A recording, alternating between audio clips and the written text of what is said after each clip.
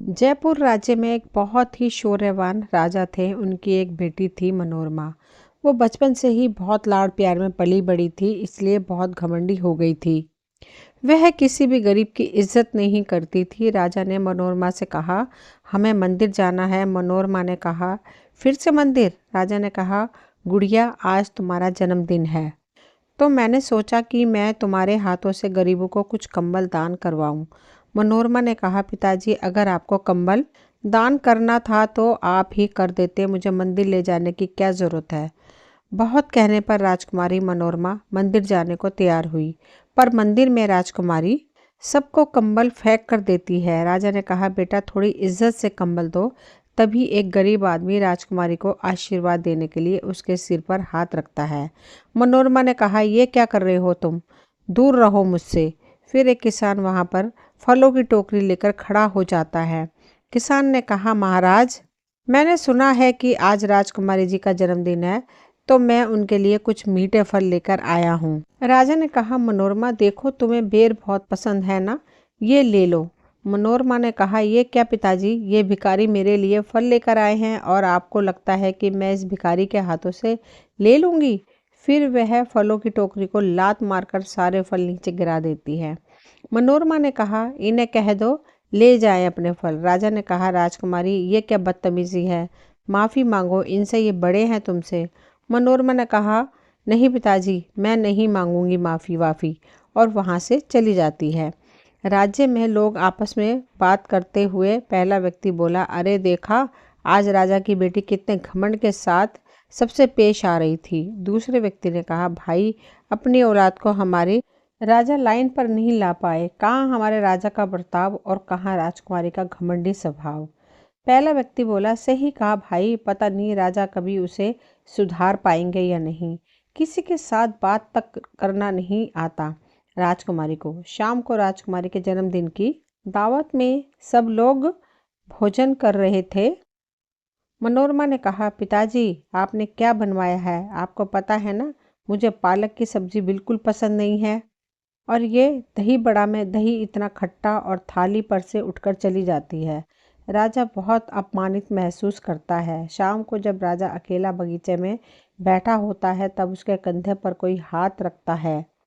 राजा ने देखा और कहा, मौसी, आप? मौसी ने कहा, हाँ बेटा, आज मैंने सोचा कि आज राजकुमारी के जन्मदिन पर उससे मिलकर उसे आशीर्वाद दे दूं। राजा ने कहा, मौसी, मुझे लगता है मेरी परवरिश में कोई कमी रह गई है, पर अब मैं क्या करूं कि वह सबकी इज्जत करना सीख जाए। मौसी ने कहा, मेरे पास एक तरकीब है। मैं राजकुमारी के लिए कंगन लेकर आई हूँ। राजा की मौसी राजकुमारी को कंगन पहनाती है, पर वो कंगन राजकुमारी को चुभ जाता है। मनोरमा बोली, मौसी, ये क्या कर रही हो? बहुत दर्द हो रहा है। नहीं पहनना मुझे कोई कंगन। कुछ दिन बाद राजा का पूरा राज्य दूसरा राजा हड़प लेता है। राजा राजकुमारी को लेकर एक छोटे से गांव में जाकर रहने लगता है। राजा बोला, बेटा, अब हमें यहीं रहना पड़ेगा। मनोरमा बोली, क्या यही? पर पिताजी, मैं इस झोपड़पट्टी में कैसे रहूंगी? आपको पता है ना, इन गरीबों को देखकर मेरा दम घुटता है, और आप मुझे इन्हीं के बीच में रहने के लिए कह रहे हैं। राजा ने कहा, हाँ बेटा, पर तुम्हें तो पता ही है ना कि अब मेरा पूरा राज्य मुझसे छीन चुका है, तो हमें कुछ दिनों के लिए यहाँ रहना होगा। फिर राजा और राजकुमारी दोनों उसी झोपड़पट्टी में रहने लगते हैं। एक दिन राजा को काम के सिलसिले से कहीं बाहर जाना पड़ा। राजा ने कहा, बेटा, कुछ दिनों के लिए मुझे दूसरे राज्य में जाना पड़ेगा, बहुत ज़रूरी काम है। मनोरमा ने कहा, पर पिताजी, मैं यहाँ अकेली इन लोगों के बीच में नहीं रह सकती, आप मुझे भी अपने साथ ले चलिए ना। राजा बोला, नहीं बेटा, वहाँ तुम्हारी जान खतरे से खाली नहीं होगी। मनोरमा बोली, तो फिर आप भी मत जाइए ना। राजा ने कहा, काम बहुत ज़रूरी है, नहीं तो तुम्हें छोड़कर मैं बिल्कुल नहीं जाता। अच्छा सुनो, यहाँ पर तुम्हें ही खाना बनाना होगा, और हाँ, सारा काम भी तुम्हें ही करना पड़ेगा। तुम थोड़ा अपना ध्यान रखना, और हाँ, अगर कुछ समझ ना आए तो आसपास से किसी की मदद ले लेना। राजा वहाँ से चला जाता है। मनोरमा को बहुत जोर की भूख लग रही थी, पर अब यहाँ तो उसे ही खाना बनाना पड़ेगा। पर ये चूल्हा, ये कैसे जलाऊं? कैसे जलता है ये? राजकुमारी मनोरमा चूल्हा जलाने की बहुत कोशिश करती है पर फिर भी नहीं जलता। उसे ऐसे देख एक बूढ़ी औरत उसके पास आती है। बूढ़ी औरत बोली, क्या हुआ बेटा? मनोरमा ने कहा, कुछ नहीं, तुम्हें इससे क्या, जाओ और जाकर अपना काम करो। बूढ़ी औरत बोली, अरे अपना काम ही कर रही थी पर मैंने घर में इतना धुआं निकलते देखा तो देखने आ गई कि क्या हुआ है। यहाँ आकर देखा तो तुम चूल्हा जलाने की कोशिश कर रही थी। लाओ मैं तुम्हारी मदद कर दूँ। मनोरमा बोली, मैंने कहा ना मुझे तुम्हारी ज़रूरत नहीं है, मैं खुद चूल्हा जला लूँगी। बूढ़ी औरत बोली, अच्छा ठीक है, तो तुम ऐसे ही कोशिश करती रहना। मनोरमा ने कहा, अच्छा सुनो, जला दो चूल्हा। फिर बुढ़िया चूल्हा जला देती है और खाना बनाने में भी राजकुमारी की मदद करती है। तभी उसकी पोती चंपा उसे बुलाने आती है। चंपा ने कहा, अरे तुम कितनी सुंदर हो दादी, ये राजकुमारी है ना? राजकुमारी के बालों को हाथ लगाकर चंपा बोली, तुम्हारे बाल कितने सुंदर हैं। मनोरमा ने कहा, दूर रहो मुझसे। बूढ़ी औरत बोली, अच्छा बेटा, मैं चलती हूँ, रात बहुत हो गई है। चंपा, तू यही राजकुमारी जी के पास रुक जा और उनकी मदद करना। मनोरमा बोली, नहीं, मुझे किसी की ज़रूरत नहीं है, जाओ तुम यहाँ से। बूढ़ी औरत बोली, अरे पर यहाँ रात में कभी कभी जंगली जानवर घर में घुस आते हैं। बेटा तुम अकेली हो, तुम्हारे पिताजी ने मुझे तुम्हारा ध्यान रखने के लिए कहा था, तो इसी यहीं पर रुक जाने दो।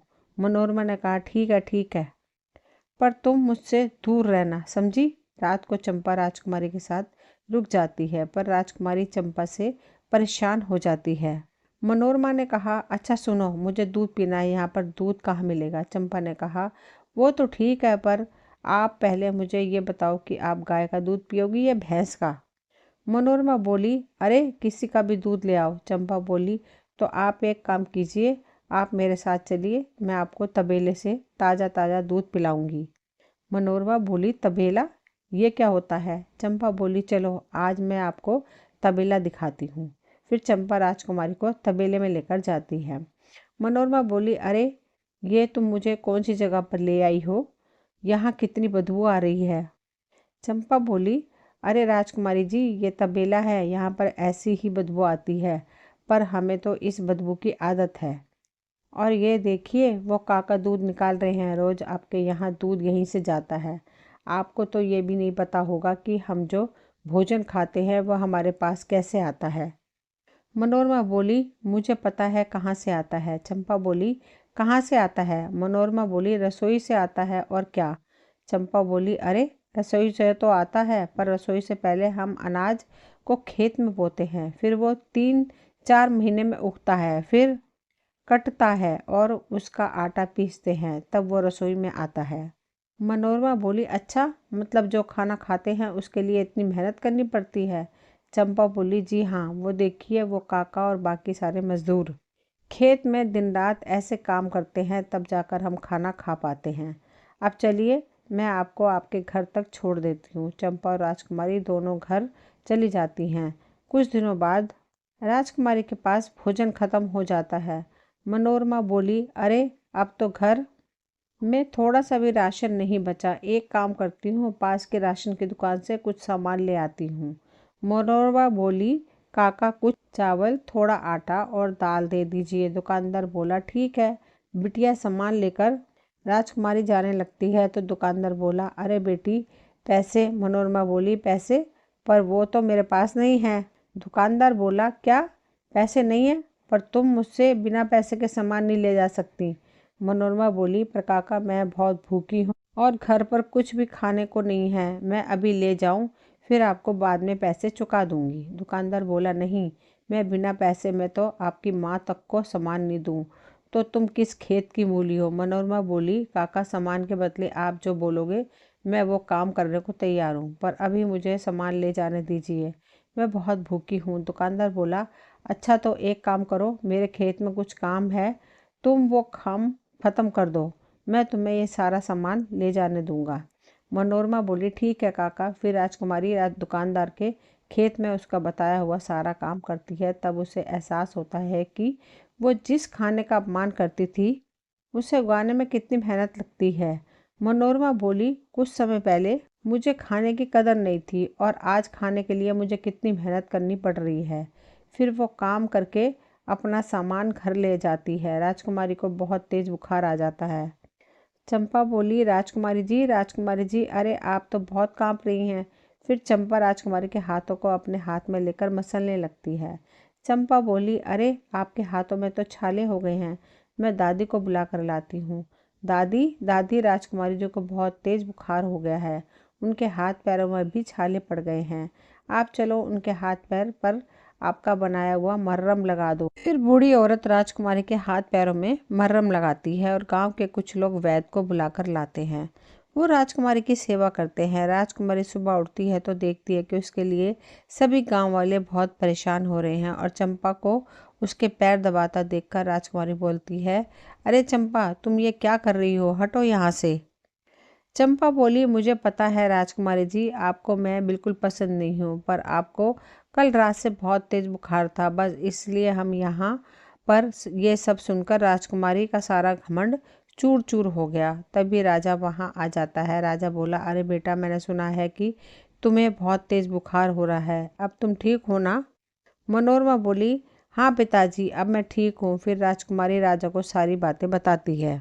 राजा बोला, मुझे माफ़ कर दो मेरी बच्ची, मेरी वजह से तुम्हें ये सब काम करना पड़ा। मनोरमा बोली, नहीं पिताजी, आप ये बताइए आपका काम हो गया? तभी एक सिपाही वहाँ आया और बोला, महाराज चलिए, रथ तैयार है। मनोरमा बोली, कहाँ चलना है पिताजी? राजा ने कहा, हमारे महल में। बेटी मनोरमा बोली, पर महल तो? राजा बोला, नहीं बेटी, वो सब नाटक था, तुम्हारे घमंड को तोड़ने के लिए। मनोरमा बोली, क्या नाटक था? पर मैं कुछ समझी नहीं। राजा बोला, हाँ बेटा, नाटक। हमारा महल सुरक्षित है और मैं तुम्हें यहाँ इसलिए लाया था ताकि तुम गरीबों की इज्जत करना सीख जाओ और तुम्हें पता चले कि जिस गांव का भोजन का तुम अपमान करती थी उसे उगाने में कितनी मेहनत लगती है। अब मुझे लगता है कि तुम्हें ये सब समझ आ गया है। मनोरमा बोली, चंपा इधर आओ, मुझे मेरे बर्ताव के लिए माफ़ करना और मैं हाथ जोड़कर सभी राज्यवासियों से क्षमा मांगती हूँ। पिताजी, आज के बाद मैं सबके साथ मिलकर अपनी प्रजा की सेवा करूँगी। राजा ने कहा, वह बेटी वहाँ। आखिरकार मौसी का ये प्रयास रंग लाया। गांव वाले बोले, महाराज की जय हो, राजकुमारी जी की जय हो। फिर राजा और राजकुमारी दोनों महल चले जाते हैं। दोस्तों, ये कहानी यहीं तक थी। मुझे उम्मीद है आप सभी को पसंद आई होगी। अगर पसंद आई हो तो प्लीज़ चैनल को सब्सक्राइब करें, वीडियो को लाइक शेयर करें। मिलती हूँ अगली कोई नई कहानी लेकर, तब तक के लिए थैंक यू।